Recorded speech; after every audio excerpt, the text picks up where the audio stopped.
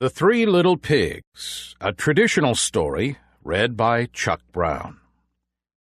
Once upon a time, there was an old sow with 3 little pigs, and since she did not have enough to give them to eat, she sent them out on their own to seek their fortune. The first little pig that went off met a man with a bundle of straw, and said to him, "Please, sir, give me that straw so I can build myself a house." Which the man did, and the little pig built a house with it. Then along came a wolf, who knocked at the door and said, little pig, let me come in." To which the pig answered, "Not by the hair of my chinny chin chin." "Then I'll huff, and I'll puff, and I'll blow your house in," said the wolf. So he huffed and he puffed, and he blew his house in. And the wolf ate up the first little pig. Now the second little pig met a man with a bundle of shrubs, and said, "Please, sir, give me those shrubs so I can build myself a house." Which the man did, and the pig built his house. Then along came that same wolf, and he said, little pig, let me come in." "Not by the hair of my chinny chin chin." "Then I'll puff, and I'll huff, and I'll blow your house in." So he huffed, and he puffed, and he puffed, and he huffed, and at last he blew the house down, and ate up the second little pig.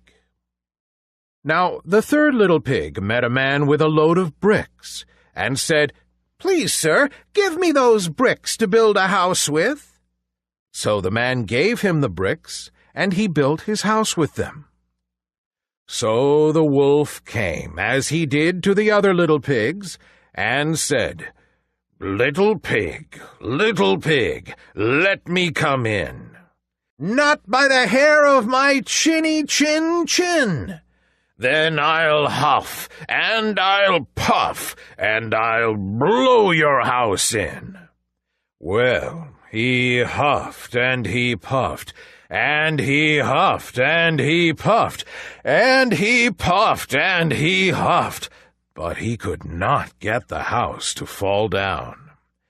When he found that he could not, with all his huffing and puffing, blow the house down, he said, little pig, I know where there is a nice field of turnips."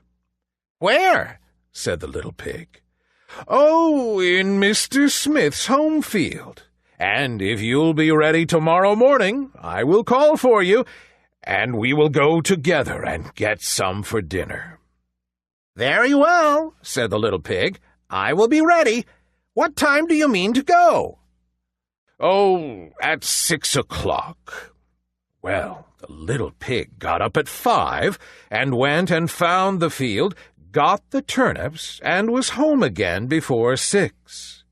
When the wolf came, he said, little pig, are you ready?" "Ready?" said the little pig. "I have already been to the field and come back again, and I got myself a nice pot full of turnips for dinner." When he heard this, the wolf felt very angry, but he thought he could outsmart the little pig somehow or other.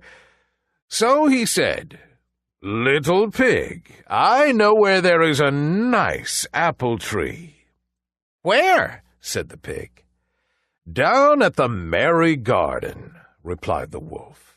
"And if you will not deceive me, I will come for you at 5 o'clock tomorrow, and we will go together and get some apples."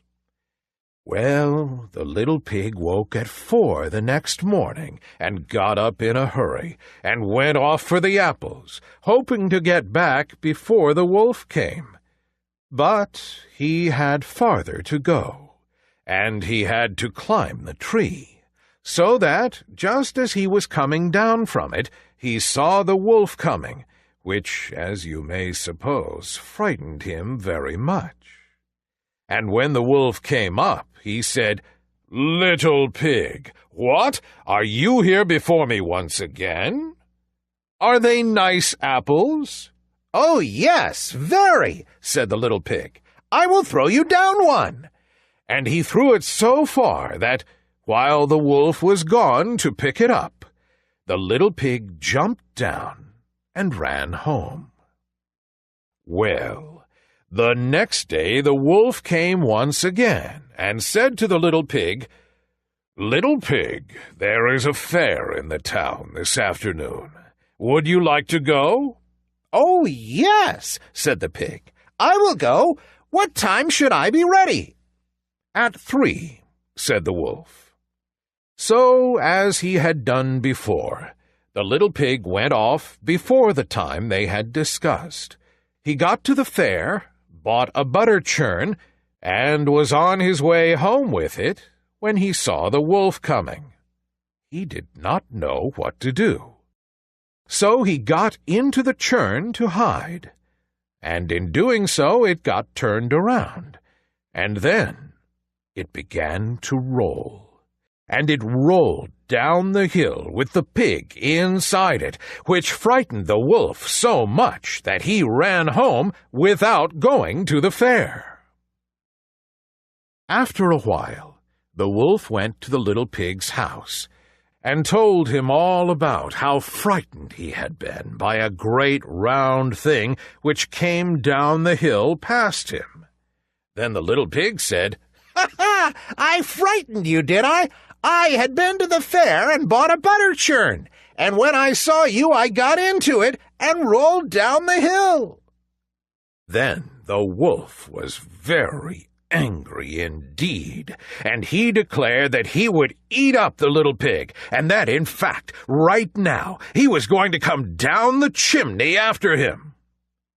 When the little pig understood the wolf's plans, he hung up a pot full of water, made a blazing fire in the fireplace, and, just as the wolf was coming down the chimney, he took the cover off the pot, and in fell the wolf. And the little pig put the cover back on again in an instant, boiled him up, ate him for dinner, and lived happily ever after. The end.